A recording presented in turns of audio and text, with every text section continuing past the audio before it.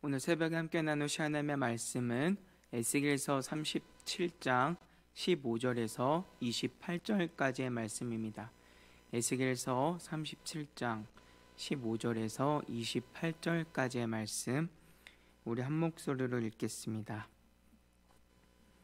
여호와의 말씀이 또 내게 임하여 이르시되, 인자야, 너는 막대기 하나를 가져다가 그 위에 유다와 그 짝 이스라엘 자손이라 쓰고, 또 다른 막대기 하나를 가지고 그 위에 에브라임의 막대기 곧 요셉과 그 짝 이스라엘 온 족속이라 쓰고, 그 막대기들을 서로 합하여 하나가 되게 하라.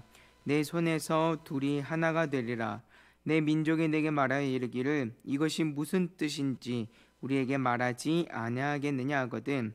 너는 곧 이르기를, 주 여호와께서 이같이 말씀하시기를, 내가 에브라임의 손에 있는 바 요셉과 그 짝 이스라엘 지파들의 막대기를 가져다가 유다의 막대기에 붙여서 한 막대기가 되게 한즉 내 손에서 하나가 되리라 하셨다 하고, 너는 그 글 쓴 막대기들을 무리의 눈앞에서 손에 잡고 그들에게 이르기를, 주 여호와께서 이같이 말씀하시기를, 내가 이스라엘 자손을 잡혀간 여러 나라에서 인도하며 그 사방에서 모아서 그 고국 땅으로 돌아가게 하고, 그 땅 이스라엘 모든 산에서 그들이 한 나라를 이루어 한 임금이 모두 다스리게 하리니, 그들이 다시는 두 민족이 되지 아니하며 두 나라로 나누이지 아니할지라.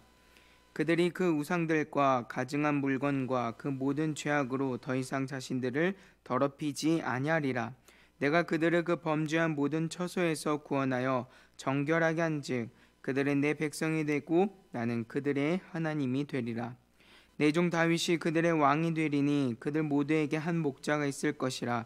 그들이 내 규례를 준수하고 내 율례를 지켜 행하며 내가 내 종 야곱에게 준 땅 곧 그의 조상들이 거주하던 땅에 그들이 거주하되 그들과 그들의 자자손손이 영원히 거기에 거주할 것이요 내 종 다윗이 영원히 그들의 왕이 되리라.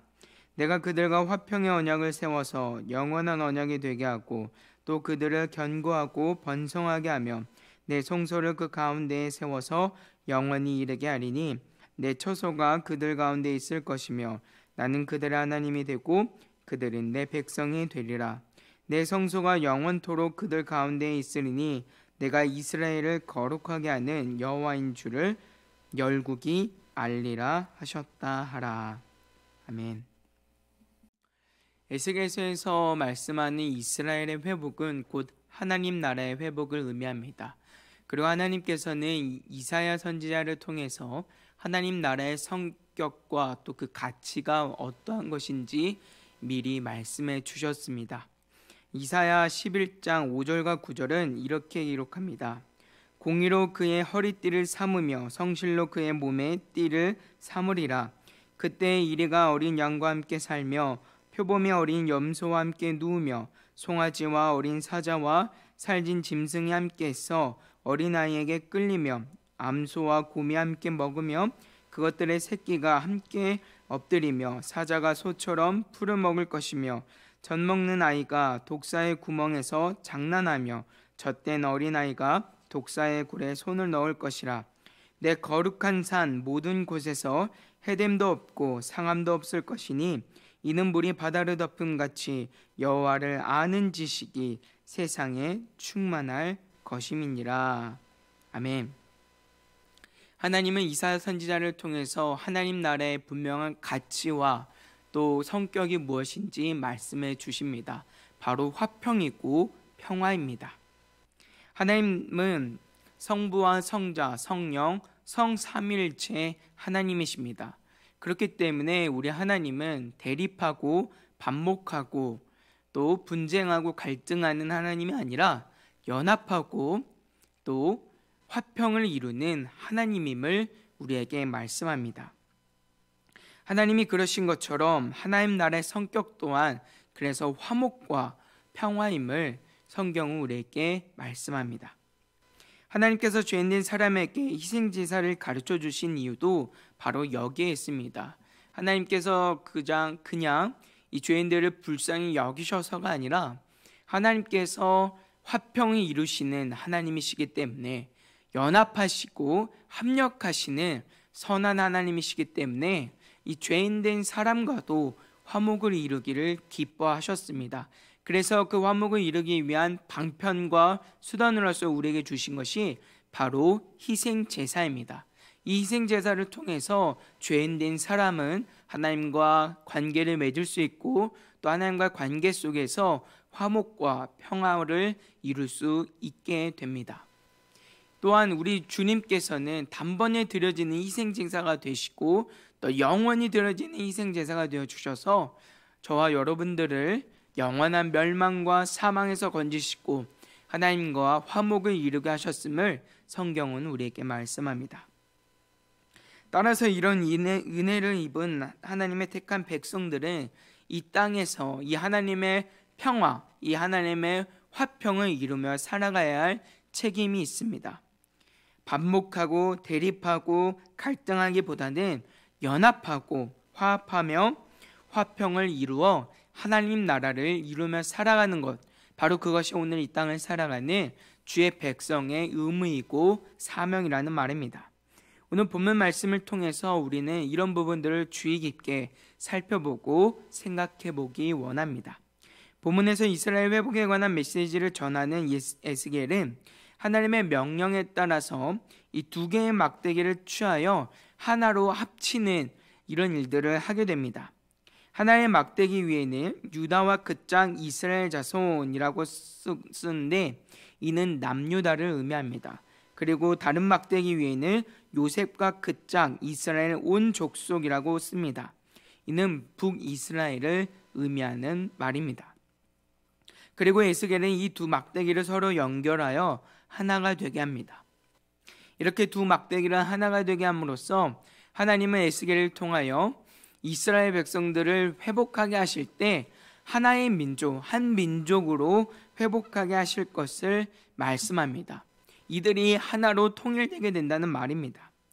이러한 말씀을 통해서 하나님은 이스라엘 백성들이 하나님 안에서 화목과 화평을 이루게 될 것을 말씀합니다.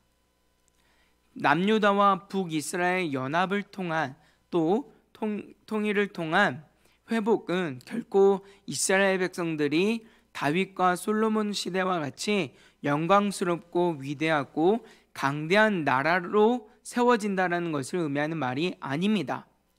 하나님 나라의 가치와 그 성격에 맞게 화목과 화평이 넘치는, 평화가 넘치는 나라로 세우시겠다라는 의미가 바로 여기에 담겨져 있습니다.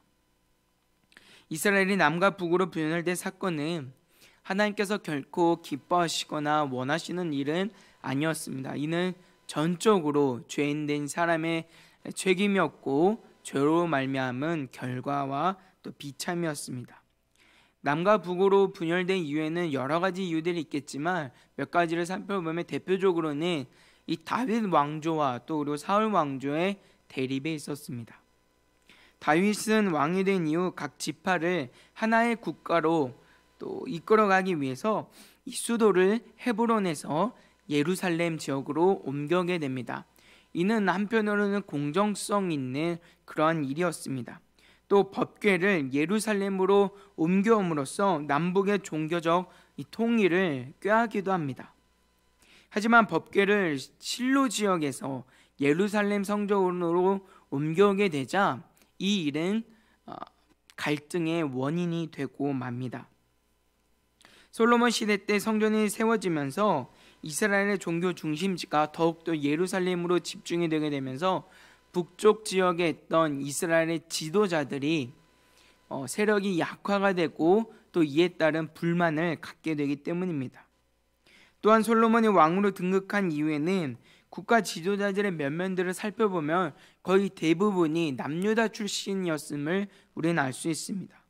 이와 반면에 솔로몬과 경쟁 관계에 있었던 이 아도니아라고 하는 인물을 지지했던 사람들의 면면을 살펴보면 또 이들은 북쪽 이스라엘 지파 사람들이 많음을 성경은 우리에게 말씀합니다. 이런 지역 간의 편차와 차등 정책으로 인해서 갈등과 분열을 겪을 수밖에 없었음을 성경은 우리에게 말씀합니다.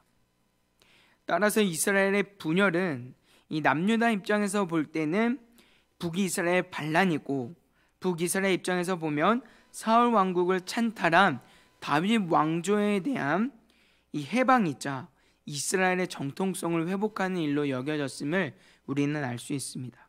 여기서 중요한 사실은 이 모든 이들이 결국 하나님의 섭리 가운데 일어난 일은 분명하지만 이 분열의 결정적 원인과 책임이 이 북이스라엘 또는 남유다의 죄로 인한 결과이고 비참임을 성경 우리에게 말씀하면서 이는 결코 하나님께서 원하시고 기뻐하시는 일이 아니었음을 성경 우리에게 말씀합니다.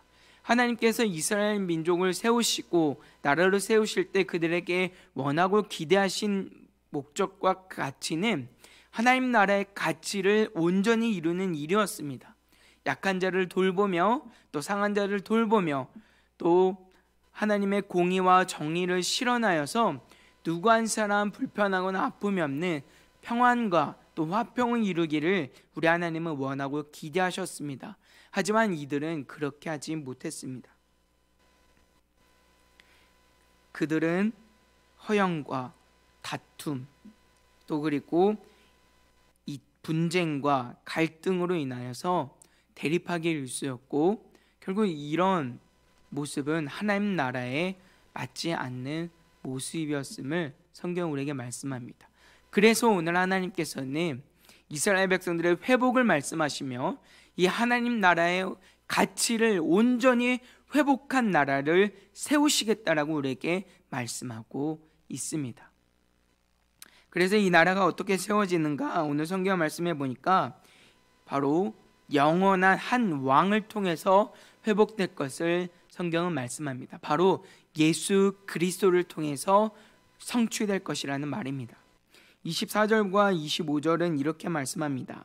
내 종 다윗이 그들의 왕이 되리니 그들 모두에게 한 목자가 있을 것이라. 그들이 내 규례를 준수하고 내 율례를 지켜 행하며 내가 내 종 야곱에게 준 땅 곧 그의 조상들이 거주하던 땅에 그들이 거주하되 그들과 그들의 자자손손이 영원히 거기에 거주할 것이요 내 종 다윗이 영원히 그들의 왕이 되리라. 아멘. 여기서 말씀하고 있는 다윗 왕은 어떤 왕을 의미할까요? 역사 속에서 이미 죽은 다윗이 실제로 살아난다는 그런 말은 결코 아닐 것입니다. 바로 예수 그리스도, 다윗의 혈통을 따라 이 땅에 오실 참된 왕이신 예수 그리스도를 오늘 성경은 다윗 왕으로 묘사하고 있습니다.